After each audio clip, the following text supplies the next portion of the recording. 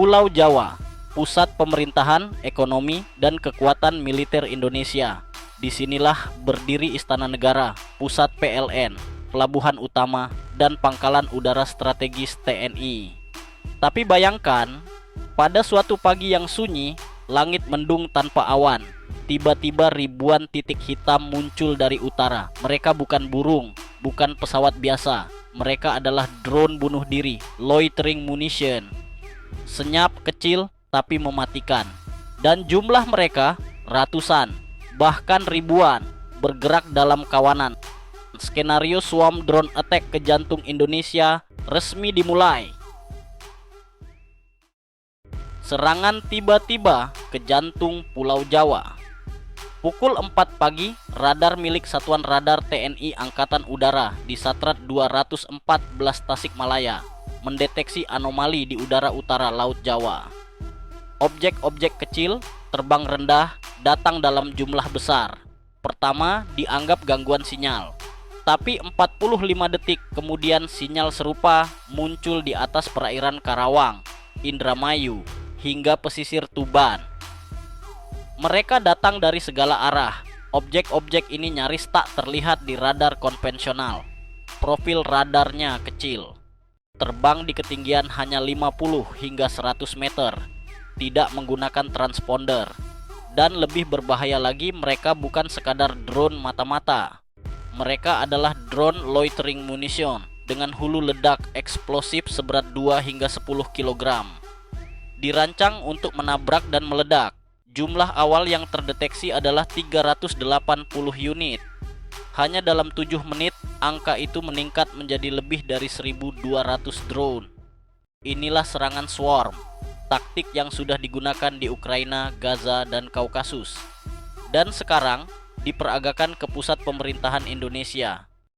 Drone-drone ini menyebar ke beberapa titik utama.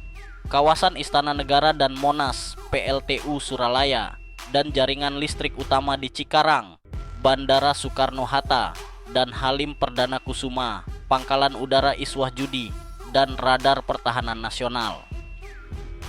Gelombang pertama menargetkan sistem radar sipil dan komunikasi militer. Mereka ingin melumpuhkan mata dan telinga kita. Gelombang kedua menyasar jalur distribusi listrik dan BBM. Tujuannya membuat kekacauan nasional dalam waktu kurang dari 1 jam. Inilah bentuk baru perang generasi kelima. Tanpa deklarasi, tanpa bala tentara, hanya kawanan mesin kecil, tapi cukup untuk mematikan kota. Dan pada saat itu, TNI harus mengambil keputusan dalam hitungan menit, bukan hanya untuk melawan, tapi untuk menyelamatkan republik ini dari kehancuran sistemik. Respons cepat TNI. Pukul 4 pagi, Komando Operasi Udara Nasional (Koopsudnas) menetapkan status threat level red.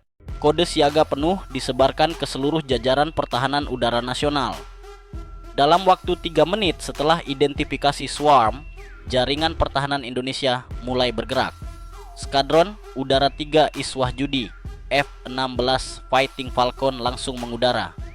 Jet tempur lepas landas dari Lanut Iswah Judi dalam kondisi bersenjata penuh. IM-9X Sidewinder dan rudal jarak menengah IM 120 AMRAAM. Di sisi timur, Su-30 Mk2 dari Skadron 11 Hasanuddin juga diterbangkan menuju zona intercept di atas Laut Jawa bagian tengah. Misi mereka memotong jalur drone sebelum menyentuh zona urban Jawa Barat dan Jakarta. Tapi serangan ini bukan hanya masalah di udara. Di darat, Korpasgat TNI Angkatan Udara sudah menyiapkan Sky Shield Oerlikon Revolver Gun 35 mm di perimeter Bandara Halim, Istana Negara, dan area vital di DKI. Sistem ini mampu menembak 1.000 peluru per menit dan dipandu radar untuk melacak target mikro sekalipun. Rudal Manpats Kiron yang dipegang prajurit Arhanud dibawa ke titik-titik tinggi. Gedung-gedung pemerintahan, atap Kodam Jaya, bahkan di atas gedung BMKG, semua menjadi benteng. Semua siap menembak. Dari sisi laut, KRI Diponegoro dari Koarmada 1 segera merapat ke utara Teluk Jakarta. Dilengkapi rudal anti-udara Mistral Simbat RC dan meriam 76 mm OTO Melara, kapal ini menjadi pelindung terakhir bagi ibu kota dari sisi laut. Koordinasi dilakukan secara terintegrasi. Radar udara milik TNI Angkatan Udara, radar permukaan TNI Angkatan Laut, dan unit ELINT Electronic Intelligence dari Pusjanstra disatukan melalui Command and Control Center di Cilangkap. Semua pergerakan drone dipantau secara real time. TNI bertempur dengan kecepatan informasi, bukan hanya peluru, tapi juga data. Dalam waktu kurang dari 15 menit, Indonesia telah menjawab serangan drone asing dengan kekuatan penuh. Bukan dengan panik, tapi dengan disiplin. Inilah hasil latihan gabungan, doktrin interoperabilitas, dan kecepatan eksekusi yang selama ini dilatih secara diam-diam. TNI Angkatan Udara menjaga langit, TNI Angkatan Darat melindungi daratan, TNI Angkatan Laut menutup lautan. Sementara itu, pasukan cyber dan unit peperangan elektronik mulai memainkan peran mereka. Pertempuran belum selesai, tapi Republik belum kalah. Pertahanan berlapis TNI. Pertempuran udara telah dimulai, tapi drone musuh tak datang sendiri. Mereka bergerak dalam gelombang, dikendalikan secara terdesentralisasi dengan algoritma swarm dan kecerdasan buatan. Setiap drone mampu menyesuaikan jalur terbang, memilih target, dan bahkan menghindari tembakan. Inilah tantangan abad ke-21, dan Indonesia menghadapinya dengan pertahanan berlapis. Lapisan pertama, SHORAD, Short Range Air Defense. Di garis depan, Kopasgat TNI Angkatan Udara dan Arhanud TNI Angkatan Darat mengoperasikan berbagai sistem senjata jarak pendek, Oerlikon Sky Shield Revolver Gun, dengan radar X-band dan peluru Ahead anti-drone yang meledak di udara membentuk awan logam mikro. Manpats QW-3 dan Chiron digunakan oleh tim reaksi cepat dari Kodam Jaya hingga pasukan elit Kostrad. Gun Truck Arhanud, kendaraan ringan dengan senapan mesin dan rudal man-portable, disebar di sepanjang jalur vital logistik dan fasilitas sipil. Sistem ini fokus menghadang drone yang menembus pertahanan radar tinggi dan terbang sangat rendah, menyelinap di antara gedung, kabel listrik, dan jalan tol. Lapisan kedua, medium range, sistem pertahanan menengah.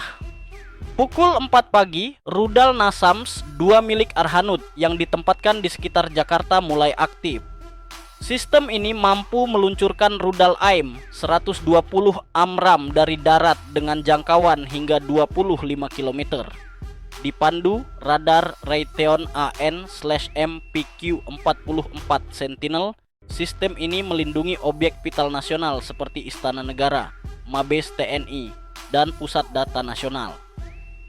NASAMS dikenal sebagai sistem pertahanan udara modular. Negara-negara NATO, Australia, dan bahkan Ukraina mengandalkannya untuk menembak jatuh rudal, jelajah, dan drone kamikaze. Lapisan ketiga, Electronic and Cyber Defense.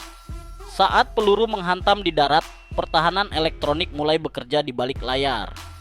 Unit siber TNI dan BSSN menyusupi gelombang kendali drone.